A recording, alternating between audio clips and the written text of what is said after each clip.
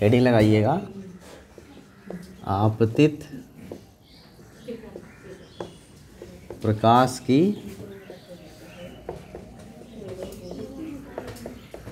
आवृत्ति के साथ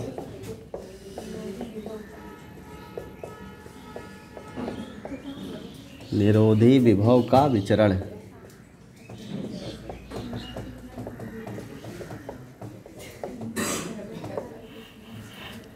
ठीक है, लिखिए माना कि किसी पृष्ठ पर आपतित विकिरण की आवृत्ति न्यू, माना कि किसी पृष्ठ पर आपतित विकिरण की आवृत्ति न्यू, आपतित विकिरण की आवृत्ति न्यू बना ले जाएंगे ना, न्यू ऐसे बनेगा, आपतित प्रकाश विकिरण की आवृत्ति न्यू, और पृष्ठ के लिए निरोधी विभव, और पृष्ठ के लिए निरोधी विभव स्टॉपिंग वोल्टेज V नॉट है, निरोधी विभव V नॉट है। दूसरे लाइन से लिखिएगा, यदि उत्सर्जित प्रकाश इलेक्ट्रॉनों का अधिकतम वेग, यदि उत्सर्जित प्रकाश इलेक्ट्रॉनों का अधिकतम वेग V मैक्स, अधिकतम वेग V max, max means maximum, V max हो तब, V मैक्स हो तब,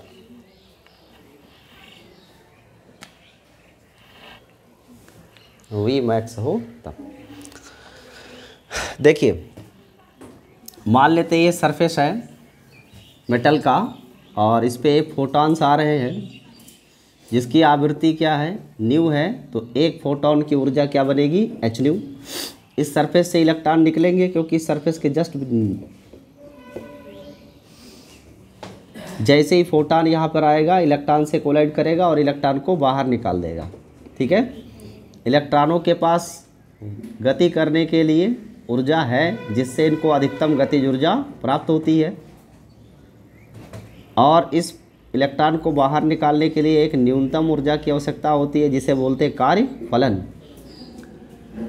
यहाँ से हमने आइंस्टीन का समीकरण निकाला था कि हाफ mv मैक्स का स्क्वायर बराबर h new minus nu not. इसे बोलते हैं आइंस्टीन का प्रकाश वैद्युत समीकरण। बट इलेक्ट्रॉनों को रोकने के लिए निरोधी विभव कितना यूज़ किया गया है, स्टॉपिंग वोल्टेज V नॉट है। ये जो वोल्टेज है, ये वोल्टेज काइनेटिक एनर्जी के क्या होना चाहिए, बराबर होना चाहिए, यानी हाफ mv मैक्स स्क्वायर बराबर होगा EV नॉट। ये ऐसा क्यों, क्योंकि हमें पता है कि गतिज ऊर्जा क्या होता है, Q इंटू V, और ये गतिज ऊर्जा किए गए कार्य के बराबर होती है। तो अगर एक इलेक्ट्रॉन V वोल्टेज पर जनरेट हो रहा है तो उस V वोल्टेज पर एक इलेक्ट्रॉन के लिए टोटल वर्क कितना होगा, EV नॉट। एक इलेक्ट्रॉन का उत्सर्जन V वोल्ट के लिए अगर है तो कुल ऊर्जा कितनी होगी, EV नॉट। और ये हाफ mv स्क्वायर जो है ये h new minus nu not के क्या है, बराबर। तो हम ये कह सकते हैं कि EV नॉट बराबर क्या है, h new minus nu not. इसमें से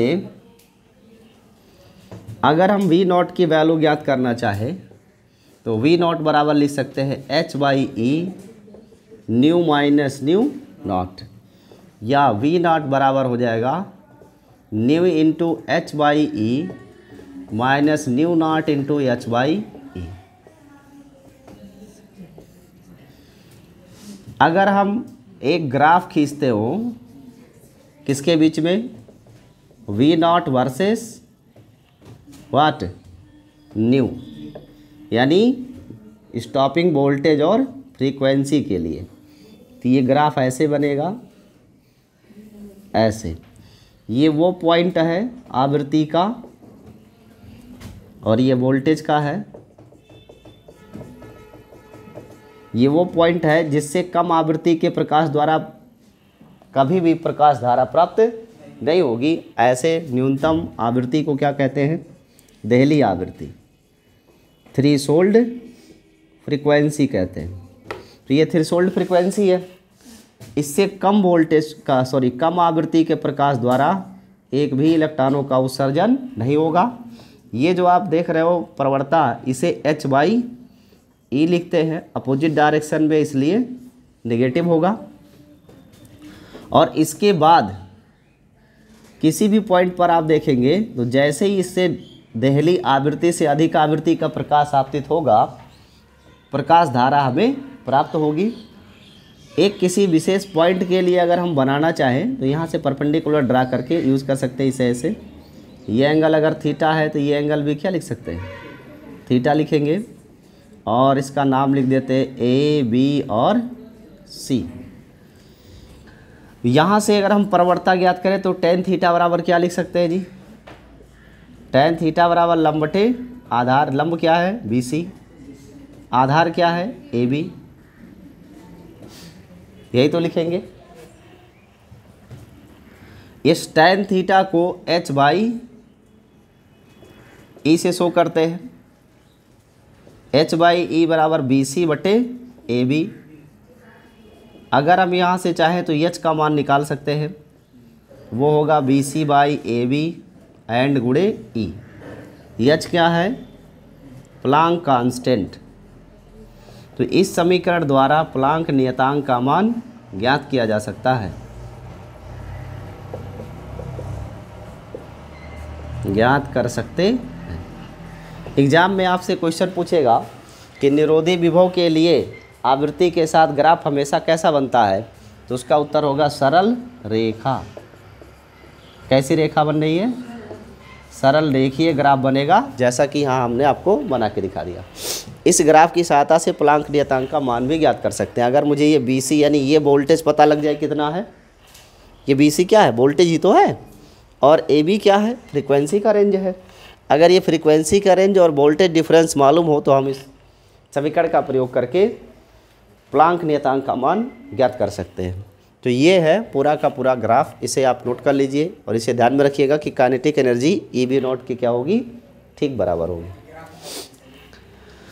ग्राफ में आवृत्ति के सापेक्ष इस निरोधी विभव को प्लॉट किया गया वोल्टेज को। तो आपको पता है कि प्रत्येक आवृत्ति के लिए प्रकाश इलेक्ट्रॉन तो उत्सर्जित नहीं होते, एक न्यूनतम आवृत्ति होती है जिससे अधिक मान पर ही प्रकाश इलेक्ट्रॉन हमें मिलते हैं। उस न्यूनतम आवृत्ति को देहली आवृत्ति कहते हैं। तो ग्राफ हमेशा ऐसे ही बनेगा। बस बन गया, और कुछ इसमें विशिष्ट नहीं है, नोट कर लीजिए, तो इसका आगे बताते हैं।